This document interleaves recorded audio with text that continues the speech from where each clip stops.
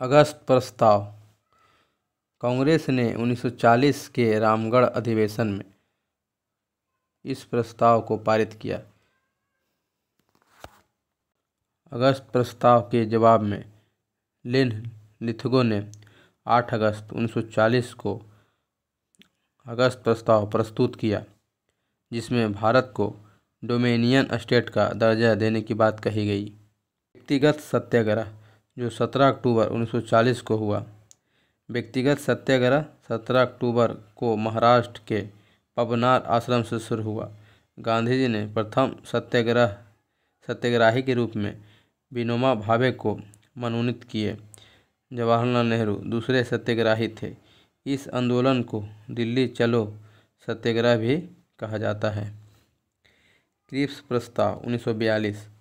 British प्रधानमंत्री Churchill ने 11 मार्च 1942 को स्टैफर्ड क्रिप्स के नेतृत्व में क्रिप्स मिशन की घोषणा की। इसके अनुसार युद्ध के बाद भारत को डोमिनियन राज का दर्जा एवं संविधान निर्मात्री परिषद बनाने का प्रस्ताव था। 11 अप्रैल को और 1942 को क्रिप्स प्रस्ताव को वापस ले लिया गया और शुरू हुआ था 11 मार्च 1942 को। भारत छोड़ो आंदोलन 7 अगस्त 1942 को बम्बई के ग्वालियर टैंक मैदान में अबुल कलाम आज़ाद की अध्यक्षता में कांग्रेस कमेटी की बैठक हुई। गांधी जी के भारत छोड़ो प्रस्ताव को 8 अगस्त 1942 को स्वीकार कर लिया गया। भारत छोड़ो प्रस्ताव का प्रारूप मौलाना अबुल कलाम आज़ाद ने बनाया था। इल्तुतमिश का कार्यकाल 1211 से 1236 रहा। ऐबक ने इल्तुतमिश को अहिलवाड़ युद्ध के दौरान खरीदा था। वह ऐबक का गुलाम एवं दामाद था। इल्तुतमिश शमसी वंश का था एवं इलवरी तुर्क था। इल्तुतमिश ने दिल्ली की गद्दी के दावेदार यलदौज तथा कुबाचा को समाप्त कर दिया। उसने एकता व्यवस्था को लागू की और 1226 में बंगाल को जीतकर उसे दिल्ली सल्तनत का एकता सूबा बनाया। इल्तुतमिश की सेना हसम एक कलब या कलब ए सुल्तानी कहलाती थी। इल्तुतमिश मकबरा निर्माण शैली का जन्मदाता है। इल्तुतमिश के समय मिन्हाज उस सिराज उसका दरबारी लेखक था। लॉरेंस का कार्यकाल 1864 से 1869 था। अफगानिस्तान के संबंध में जॉन लॉरेंस ने हस्तक्षेप की नीति अपनाई, जिसे शानदार निष्क्रियता के नाम से जाना जाता है। 1865 में भारत एवं यूरोप के बीच प्रथम समुद्री टेलीग्राम जॉन लॉरेंस के कार्यकाल में शुरू हुआ। इसने हेनरी कैम्पबेल के नेतृत्व में एक अकाल आयोग का गठन किया था।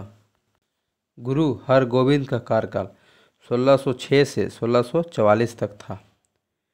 गुरु हरगोविंद ने सिखों में सैनिक भावना पैदा की। इन्होंने सैनिक शिक्षा प्रारंभ की तथा स्वयं की रक्षा के लिए शस्त्र धारण करने की आज्ञा दी। गुरु हरगोविंद ने अमृतसर नगर की किलेबंदी कराई, जहां 12 फुट ऊंचा अकाल तख्त का निर्माण कराया गया। हरगोविंद ने अपने शिष्य से धन के बदले घोड़े व शस्त्र प्राप्त किए। इन्होंने कश्मीर में कीरतपुर नामक नगर बसाया। जलियांवाला बाग घटना के बाद जनरल डायर को उसके अपराध के लिए नौकरी से हटाना पड़ा, किंतु ब्रितानी अखबार ने उसे ब्रिटिश का साम्राज्य का रक्षक एवं ब्रिटिश साम्राज्य का शेर कहा और ब्रिटिश सरकार ने उसकी सेवाओं के लिए उसे मान की तलवार उपाधि दी। जलियांवाला बाग नरसंहार को मोंटेग्यू ने निवारक हत्या की संज्ञा दी तथा दीनबंधु एच.एफ. एंड्रयूज ने इस हत्याकांड को जानबूझकर कर दी गई क्रूर हत्या कहा। जलियांवाला बाग हत्याकांड के विरोध में वायसराय की कार्यकारिणी परिषद की सदस्यता से शंकर नायर ने इस्तीफा दे दिया था। प्रथम दिल्ली दरबार का आयोजन 1877 में लॉर्ड लिटन के समय आयोजित किया गया, जिसमें महारानी विक्टोरिया को कैसर हिंद की उपाधि दी गई। दूसरा दिल्ली दरबार करजन के समय 1905 में किया गया तथा तीसरा दिल्ली दरबार हार्डिंग द्वितीय के समय 1911 में आयोजित किया गया। लॉर्ड लिटन का कार्यकाल 1876 से 80। शक्ति कार्य करने की दर को शक्ति कहते हैं, यानी पावर। वर्क बटा टाइम होता है। वर्क बराबर यानी फोर्स गुने डिस्प्लेसमेंट बटा टी। इसका SI यूनिट हो जाएगा जूल बटा सेकेंड और केजी मीटर और स्क्वायर और पर सेकेंड पर माइनस क्यू, और इसका SI मात्रक वाट होता है। इसका dimension formula mL² T/-3।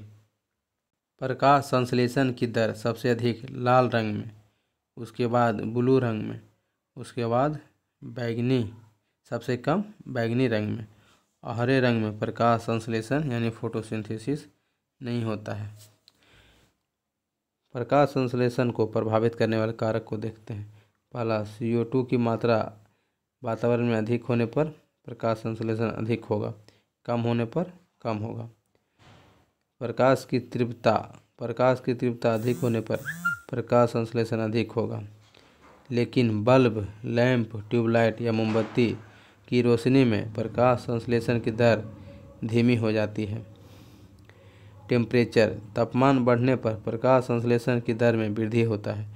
35 degree Celsius तक प्रकाश संश्लेषण की दर में वृद्धि होती है।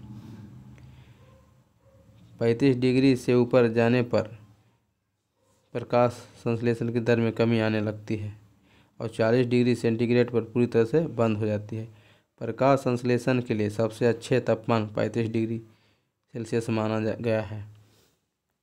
गन मेटल कॉपर 88% होता है, एसन टीन 10% होता है और जिंक 2% होता है। जर्मन सिल्वर को देखते हैं। कॉपर 50% से 60% होता है, मैग्नीज 19% होता है, निकेल 30% होता है। डच मेटल कॉपर 80% और जिंक 20%।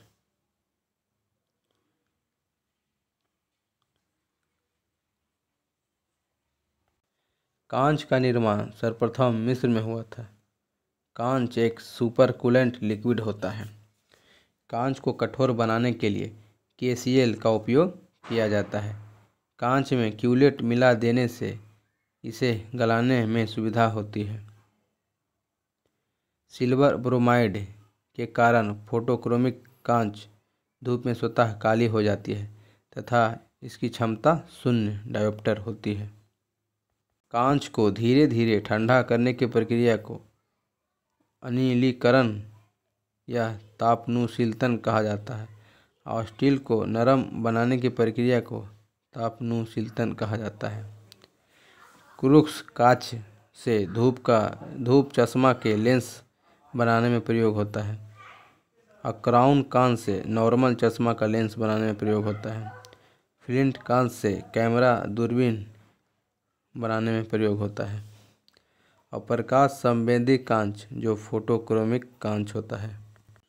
साउंड का स्पीड आर्द्रता पे डिपेंड करता है। अगर आर्द्रता ह्यूमिडिटी बढ़ने से ध्वनि का वेग बढ़ता है, घटने से घटता है, और तापमान पे डिपेंड करता है। अगर वायु का तापमान 1 डिग्री सेंटीग्रेड से बढ़ता है तो ध्वनि की चाल 0.61 मीटर पर सेकेंड से बढ़ता है। प्रत्यास्थता यानी इलास्टिसिटी पे डिपेंड करता है। प्रत्यास्थता को बढ़ने से ध्वनि का वेग बढ़ता है, जब प्रत्यास्थता घटने से ध्वनि का वेग घटता है। यही रीजन है कि निर्वात की प्रत्यास्थता शून्य होती है, जिसके कारण ध्वनि निर्वात में संचरण नहीं कर पाता। प्रत्यास्थता सबसे ज़्यादा ठोस का होता है, द्रव का होता है और गैस का होता है।